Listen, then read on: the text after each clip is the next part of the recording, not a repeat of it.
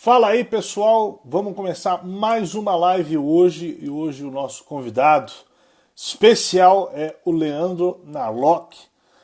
O Leandro é comentarista da CNN, jornalista e principalmente autor da série O Guia Politicamente Incorreto, né? São vários, da América Latina, da história do mundo, da história do Brasil, da economia. O Narlock deve conectar em breve. Enquanto isso, eu inclusive incentivo a todo mundo que já está online aqui, já está participando da live, mande perguntas, porque esse papo vai ser bem polêmico com o Narlock. É uma análise politicamente incorreta da questão dos fascistas versus antifascistas. O que é o movimento anti-FIFA? Seriam eles democráticos ou talvez mais parecidos com os fascistas, né? E para que, enquanto o Narlock não conecta, aqui eu vou dar a dica de um livro que é um dos meus favoritos, que é O Guia Politicamente Incorreto da América Latina. Esse daqui é um livro que eu estava no terceiro colegial, né? Eu lembro do professor de história lecionando sobre a Revolução Cubana, sobre todos os movimentos e governos populistas, né, na América Latina, falando um pouco do Perón, Getúlio Vargas. E eu lembro que a visão que a gente tinha na aula, na escola, era uma visão totalmente pró alguns valores que não pareciam casar bem, né? Então, que você tinha lá uma adoração pelo Getúlio Vargas, que, opa, peraí, né, um ditador com traços fascistas, e ainda assim muito adorado pelo professor de história que se dizia democrata, né? Isso é um quadro que se repete em todas as escolas, em todos os ensinos. E aí, enfim, o Narlock acaba dando essa curiosidade, né, com esse livro, e traz uma série de provocações, mitos, né, e ele vai desvendando esses mitos. Então, por exemplo, na América Latina, o Narlock ele explora bastante, por exemplo, a figura do Che Guevara, a questão indígena, né, o mito do bom selvagem, que inclusive tem um documentário muito legal dele pelo History Channel, o Perón e a Evita Perón na Argentina, que eram as versões ditatoriais de Getúlio Vargas, né, no nosso vizinho latino-americano, Salvador Allende, que é o governante do Chile, com traços ditatoriais quando tem o golpe militar, e o Narlock acabou de entrar aqui, nós vamos... Mas vocês já tiveram aí uma prévia do que eu considero um manual essencial para todo estudante de colegial. Fala, Narlock. E aí, beleza? Tudo bem? Como é que você tá? Beleza? Tudo bem, cara. Tô tentando dar um jeito aqui, deixa eu ver se assim fica bom. Tá bom, aí, né? Tá ótimo, tá ótimo. Beleza. Fala, Narlock, tá de quarentena, home office, ficando em casa? Não sei se eu posso falar o contrário agora aqui ao vivo. Será que eu posso? eu confesso que eu descobri uma quadra de tênis que estou jogando. Mas ali, ao ar livre e tal, sem grandes riscos e tal, tamo aí, né? Mas continua o que você estava falando, meu. Desculpa interromper aí. Não, eu estava falando justamente dos seus livros, que foram uma inspiração para quando eu estava no colegial. E às vezes tem uma censura, né, um pouco velada da parte do professor de nunca passar uma referência bibliográfica que não aquela visão que ele defende. E a gente, Sim. quando é aluno, a gente não conhece um historiador de visão e leitura liberal, conservadora, né? E eu estava falando que o seu livro traz isso para o estudante, e é muito legal. Então isso é curioso, se eu puder aí fazer uma parte. Ontem mesmo eu estava num hangout e as pessoas perguntaram como foi minha trajetória de pensamento e tal. E daí eu lembrei que eu escrevi o primeiro livro, aí já tinha 30 anos, o Guia Politicamente Correto da História do Brasil, sem saber quem era Milton Friedman, sem saber quem era Mises. Eu já trabalhava já nas revistas da Abril, tinha passado em faculdade de jornalismo, eu não sabia quem era, não sabia nada do que era liberal, entendeu? É impressionante, né, cara? Depois do primeiro livro que os liberais dos Fóruns da Liberdade, dos institutos de formação de líderes que me procuraram e me apresentaram, sabe? E sobre isso da escola, é impressionante que uma coisa que os professores deveriam passar para os alunos é o apreço à divergência de ideias, entendeu? Como é legal você ver um embate elegante de ideias, mas eles transmitem intolerância. Os professores hoje transmitem intolerância a ideias, né? Isso é muito triste, é muito triste. Mas vamos falar de coisas tristes. Eu vou aproveitar essa tua fala e fazer a primeira pergunta aqui, que é justamente o nome dessa live, né? Que é uma análise politicamente incorreta do fascistas versus antifascistas. O que é isso daí? E, para fazer essa análise politicamente incorreta, eu queria te perguntar, o que é ser politicamente incorreto? É sinônimo de ser racista, machista, homofóbico, preconceituoso? O que é ser o politicamente incorreto? Olha, toda vez me perguntam isso e eu esqueço a definição, mas vamos lá. Me parece que toda época tem aí um pensamento que é o virtuoso, né? Aquele pensamento que é o correto, que atende à moral e os bons costumes, e é feio desafiá-lo, né?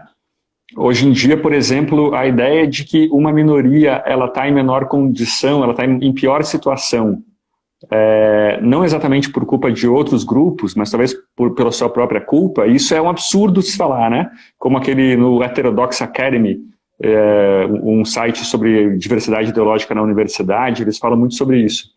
Então, eu diria que é assim, uma tentativa de romper a camisa de força de pensamento, né, de cada época. Perfeito. Não é ser mal educado. Muita gente confunde politicamente incorreto com ser troll, né? Com você falar bobagem, com você ter um argumento ruim. E não, isso é só ser adolescente, né? Então, pelo menos eu gostaria que o politicamente incorreto não fosse isso, né? Perfeito. Aí eu já vou entrar, então, na polêmica do dia, a pauta da ordem do dia, que a gente está no meio de vários episódios, né, seja no âmbito mundial, que começou com a morte do George Floyd nos Estados Unidos, e isso desencamba para uma série de protestos, inclusive na França agora. Aqui no Brasil a gente está tendo uma onda anti-Bolsonaro, né, anti-governo Bolsonaro, que viria aí se apresentando como antifascista. Sim. Só que na Locke, eu vejo que esse antifascista, na verdade, o que ele é? O que ele defende? Né? Porque eu queria que você definisse para a gente o fascismo em si, para a gente poder entender o que é o antifascismo, poder entender o que seria esse posicionamento desses grupos que estão se movimentando hoje. Claro. Bom, vamos tentar fazer um apanhado histórico antes, né? E tentar voltar um pouquinho. A ordem liberal, aquela velha ordem liberal, né? Quando que o liberalismo mais reinou no mundo? Isso aconteceu, como você sabe muito bem, no final do século XIX, aí de 1870 até a Primeira Guerra Mundial, né? Que é quando você tinha ali o pensamento liberal valendo muito, né? Quando a ideia estava em voga, antes de marxismo existir, antes do Lenin, né? O Lenin, na verdade, se não fosse o Lenin, o Marx seria um pensador pequeno, assim, né? Com uma influência muito, muito baixa, assim, como diz aquele livro On Politics, né? Ele fala que o Lenin que fez o Marx ser tudo isso. E a partir dali, as ideias liberais entraram em decadência. Por quê? Muita gente discute por quê, porque tem ali, nos livros didáticos a gente aprende que porque tinha série de contradições que ficaram expostas com a Primeira Guerra, uma coisa que eu não entendo direito até hoje. A minha teoria, uma teoria aí meio pueril, é que a ideia envelheceu. Acontece. As ideias, as pessoas cansam de defender uma ideia, a ideia fica, eu não tenho mais nenhuma vantagem comparativa em defender aquela ideia, as pessoas partem para outra. Então é evidente que tem outros motivos, mas eu aposto também nesse. E a partir dali, a gente tem o século XX começa com o dirigismo, né? Então você tem comunismo, a ideia de que o indivíduo vale menos, que o nosso plano intelectual, nosso plano de sociedade perfeita vale mais do que valores individuais, né? Isso você lê, por exemplo, Che Guevara, isso é claro ali, né? Ele fala, olha, o indivíduo vale pouco, né? O importante é o objetivo normal, o sistema vale mais, né? E, então, quer dizer, o comunismo é isso, a ideia de você controlar toda a atividade econômica da pessoa, e o fascismo também, né? Quer dizer, o fascismo, se você olha bem, ele aceita o capitalismo, mas ele mantém o dirigismo estatal, né? E, ou seja, ele é um pouco capitalista, mas ele é muito estatal. A Itália fascista, ela só perdia da União Soviética em participação do Estado na economia, né? Então, quer dizer, você tinha ali uma terceira via, na verdade. De um lado você tinha a velha guarda liberal, de outra o comunismo que renunciava a todo o capitalismo. E os fascistas falam, não, olha, vou pegar um pouquinho desse, o capitalismo, mas vou pegar também o planejamento, o dirigismo, né? Então, esse capitalismo também não era um capitalismo, né? Ele mantém a propriedade privada, mas toda atividade acaba sendo, não é por atividade empreendedora, né? Não é por livre precificação. É por uma mão pesada do Estado que direciona para onde o empresário tem que ir. E também aquele empresário que, se não fizer contratos com o governo, se não colaborar, tem a sua propriedade arrendada, né? Tomada e confiscada pelo governo, né? Exatamente. Não, e a própria a liberdade para você empreender, para você se associar, depende do governo, né? A ideia de ter unicidade sindical, por exemplo, que existe no Brasil até hoje, só pode ter um sindicato por região, por categoria, que é um absurdo. Como que eu não posso criar o meu sindicato? Ela é fascista, né? Ela vem aí da Carta del Lavoro e tal. Mas, enfim, o fascismo a gente pode dizer que é essa ideia de que o coletivo vale mais do que o indivíduo, de que o interesse coletivo ele pode reprimir escolhas individuais, o pensamento, a diversidade ideológica individual, né? A ideia de face, né, dos vários feixes unidos, né, isso é puro coletivismo, né? O símbolo do fascismo, das varetas, das varas todas juntas, porque você não consegue quebrá-las, é coletivismo puro, né? E quem diz isso, quem explica que o fascismo se opõe ao liberalismo é o próprio Mussolini, né? Eu estou até aqui procurando essa parte na doutrina fascista, no livro A Doutrina Fascista. Não estou achando, não sei se você tem aí fácil. Eu lembro da frase que ele fala que o grande inimigo é o capitalismo liberal, né? O capitalismo burguês liberal, como o contraponto à doutrina fascista, né? Exatamente. Ele diz que o liberalismo ele nega o Estado em nome do indivíduo. Perfeito. O fascismo não. O fascismo ele nega o indivíduo em nome do Estado, né? E bom, hoje em dia, é claro que esse termo fascista, se você quiser perguntar, pergunta aí, hein, Bolinho? Não, a minha próxima pergunta, eu acho que já dá para você engatar. Se os grupos antifascistas de hoje, os antifas, eles de fato representam um antifascismo? Sim. Ou isso é só o slogan bonitinho na bandeirinha? Tá, não, antes, vamos lá, achei a frase aqui, deixa eu chegar na frase, vamos lá. Manda aí. Anti-individualista, a concepção fascista é a favor do Estado, e é pelo indivíduo na medida em que o indivíduo coincide com o Estado. Consciência e vontade universal do homem. Olha isso, o Estado é consciência e vontade universal do homem. O fascismo repele o liberalismo clássico que surgiu na necessidade de reagir contra o absolutismo e esgotou a sua função histórica desde que o Estado se transformou na própria consciência e vontade populares, que é uma fusão do povo com o Estado, né? Se você não sabe que é a doutrina fascista que você está lendo, passa facilmente pelo manifesto comunista, por um panfletinho de Lenin, né?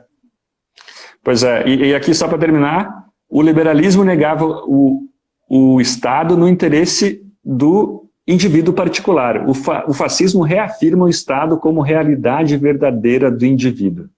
E só terminando aqui, muitos anos depois, quando a gente tem a queda do Muro de Berlim, né, as pessoas, os socialistas começaram a acordar que o socialismo não funcionaria. O que aconteceu? Eles fizeram um movimento parecido com esse do fascismo, que bom, então a gente aceita o capitalismo, mas vai ser um capitalismo com forte mão do Estado. Exatamente como a terceira via dos anos 20. Né? Então é muito interessante, não à toa essas pessoas hoje simpatizam com o Getúlio Vargas, com a CLT. Isso, exatamente, porque o próprio Getúlio vem dessas ideias, né? Então de fato muito curioso. E aí, Narlock, eu ia te perguntar como é que o antifascista pode ser ao mesmo tempo simpático a Getúlio Vargas, por exemplo, essas ideias do Estado prevalecendo sobre o indivíduo. Eles são, de fato, antifascistas? Então, vamos lá, respondendo a tua pergunta, né?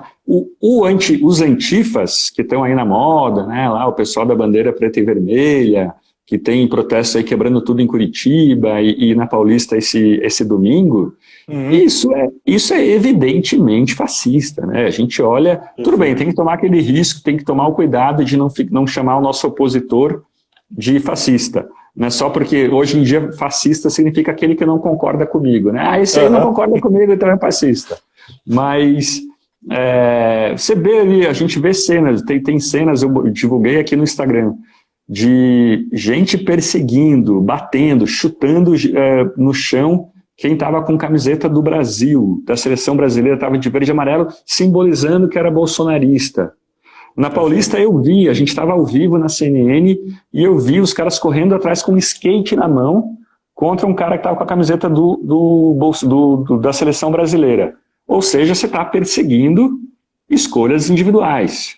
E eu vi que você, inclusive, na própria CNN, você leu ao vivo um dos convites, né, para o ato antifascista, que falava assim, se você é pacifista, não vá para a Paulista porque essa não é a intenção do ato.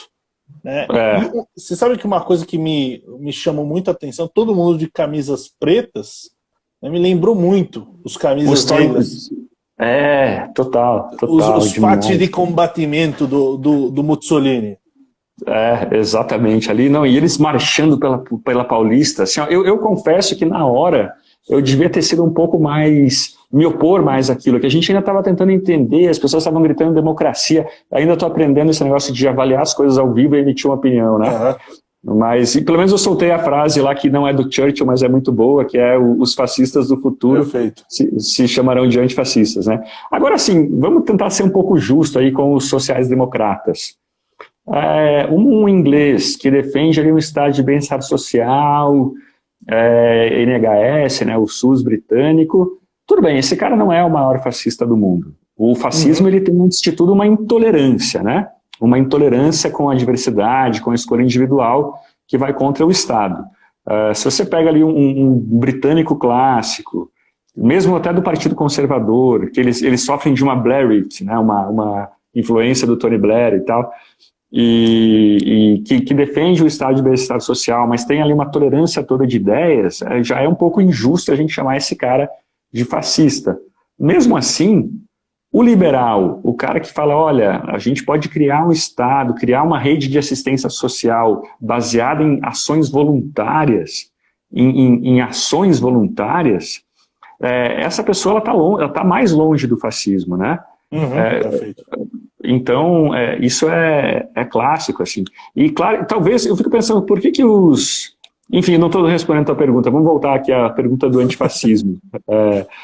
Então, quer dizer, esses movimentos estão muito longe, isso é óbvio, né? Muita gente já fala, até mesmo a esquerda americana, o Partido Democrata fala que os antifas, na verdade, tem muito da estética e das ações fascistas. Perfeito. Mas se a gente pensar assim, o que você acha, hein, Bolini? Quem hoje representa o antifascismo no Brasil original, assim, se a gente pensar no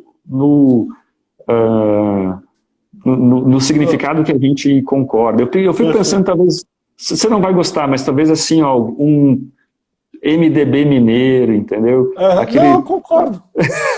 Eu acho que o espectro ele abrange desde do novo, dos libertários, até um MDB, o cara do jogo democrático, né? Uhum. Esse sim é o antifascista. O cara que é saudoso das diretas por serem manifestações pacíficas, o cara pacifista, né? Que aceita as regras do jogo. Eu vi muita gente falando, não, tem que depredar o patrimônio privado mesmo, porque o sistema capitalista é condescendente com um fascismo que está se instaurando no governo Bolsonaro, né? Então, quer dizer, é o sinal trocado, né? Simplesmente. Só a cor que muda, um pouquinho da estética e o discurso, né? E o grito e o grito democracia, eu vejo na Locke, já para a gente finalizar aí que você... Imagina, a gente pode... Não, a gente começou tarde, podemos ter uns 10 minutos a mais. Então vamos embora. Eu ia te perguntar sobre democracia. Que democracia hoje é lindo, cabe em qualquer discurso. Inclusive a gente vê populistas, né, e a América Latina tem seus montes, falando de posições, decisões autoritárias em nome da democracia. Eu ia te perguntar qual que é a tua definição para a democracia. Será que o grito dos antifas, dos antifascistas na Paulista é de fato por democracia? Não, de forma alguma, não me parece. Aquilo ali me parece muito um movimento desses que estão muito na moda hoje em dia, de negação. Um movimento anti-establishment, né? Anti-sistema, muito parecido com o do Bolsonaro, na verdade, né? Que elegeu aí o Bolsonaro. A ideia e daí essas pessoas, na hora de propor, de ter uma agenda positiva, e aí o que vocês querem? Eles se dividem e ninguém sabe exatamente o que quer e volta na velha política de sempre, né? E geralmente quando você critica a democracia, as pessoas pensam, então você é a favor da ditadura. Não. Acho que a gente já pode amadurecer e evidentemente que a gente não está defendendo isso. Mas ocorre que a democracia, ela não é essa Coca-Cola toda, né? A democracia, primeiro que ela dá muito poder aos grupos de interesse, né? Por exemplo, a gente tem visto aí funcionários públicos, né? O Paulo Guedes, de toda forma, tentando cortar privilégios, cortar aquela desigualdade. Eu e você, e todo mundo aqui, as pessoas que estão nos assistindo, a gente gostaria que os funcionários públicos tivessem um salário honesto, mas não demais, né? Nada injusto. Ou então a gente gostaria também que brinquedos tivessem um preço barato no Brasil, que tivesse uma concorrência com o exterior e os brinquedos não fossem caros. Mas isso é um entre 500 interesses que a gente tem. Eu tenho muitos outros interesses.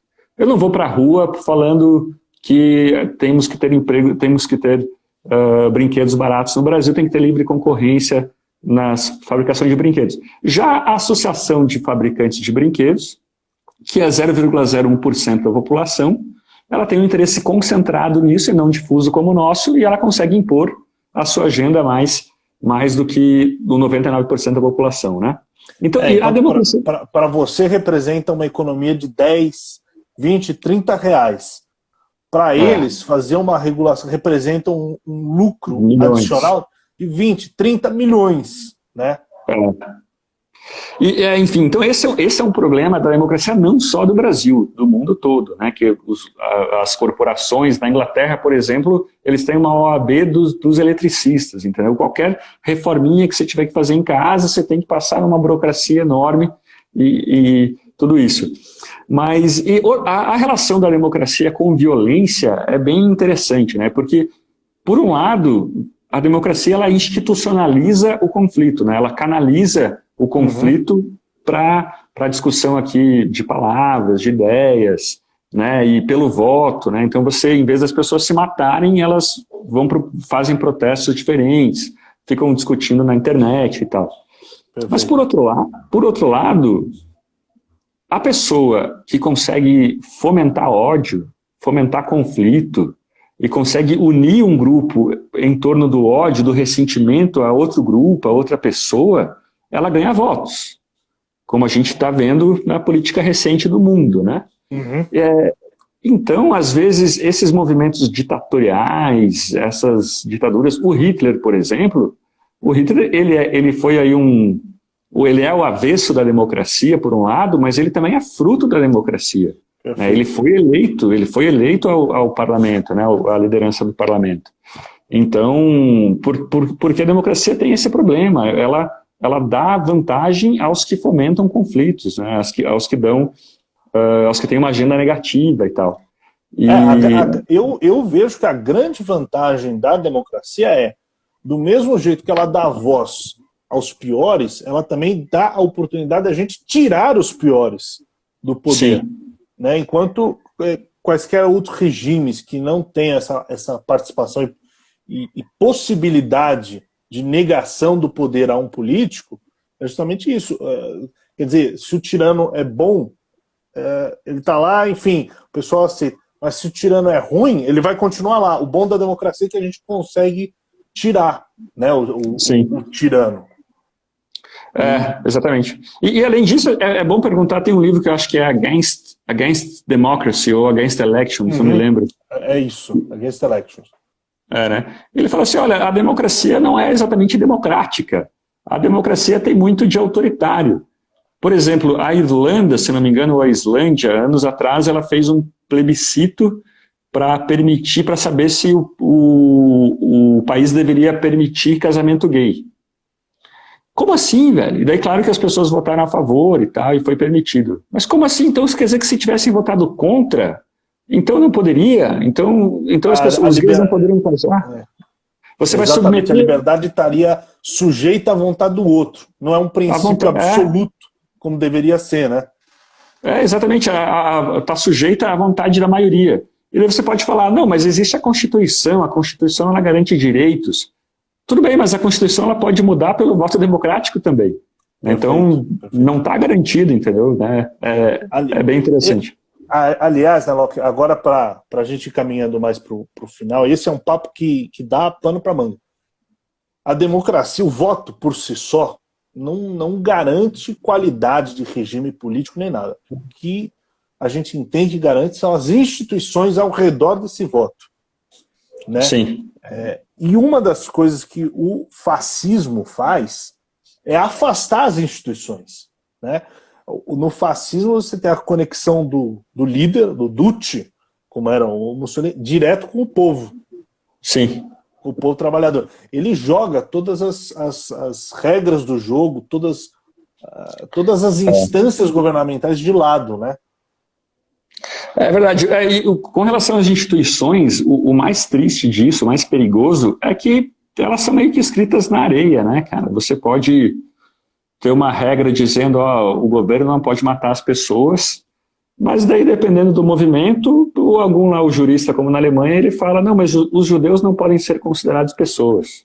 Uhum. Então, né, dependendo de onde a sociedade vai, tudo isso se vira pó, né? Ela está escrita na areia, vem uma onda e apaga tudo. Assim. Então, de fato, a batalha de ideias é sempre necessária, né? As pessoas têm que sempre reafirmar os valores aí de indivíduo, os valores liberais, porque senão vem uma onda e leva toda a nossa liberdade embora, né? Era essa a minha pergunta. Você acha que os Estados Unidos, por exemplo, que hoje acho que são vistos como referência, né, da preservação dessas instituições que garantem a democracia, você acha que elas sobrevivem por causa dos valores que são continuamente revividos, ou porque... O que tem de diferente nos Estados Unidos para ser uma democracia mais consolidada? Uhum. Bom, não, acho que sim, é o território em que o indivíduo, historicamente, a gente não pode negar que é o território onde o indivíduo teve sempre uma proteção, né? Desde a fundação dos Estados Unidos, a ideia de que a liberdade é um fim em si, né? Ela é fundadora, né? Ela é o mito fundador aí dos Estados Unidos. Então, talvez hoje isso exista mais por inércia, né? O sistema aconteça mais por inércia do que porque as ideias são revividas, como você falou. Os americanos estão aí numa sedução pela Escandinávia, né? Querendo um NHS, um SUS e tal, um hospital, um sistema público de saúde, mal sabem eles o problema que é isso, mas, enfim, então essa batalha de ideias é muito interessante, como a gente não sabe exatamente para onde o iceberg está indo, né? E não dá para saber, às vezes você pode colocar alguma pessoa lá em cima desse iceberg, ela acha que ela está movendo o iceberg para um lado, para o outro, mas ele está indo meio à deriva, né? É bastante interessante isso tudo.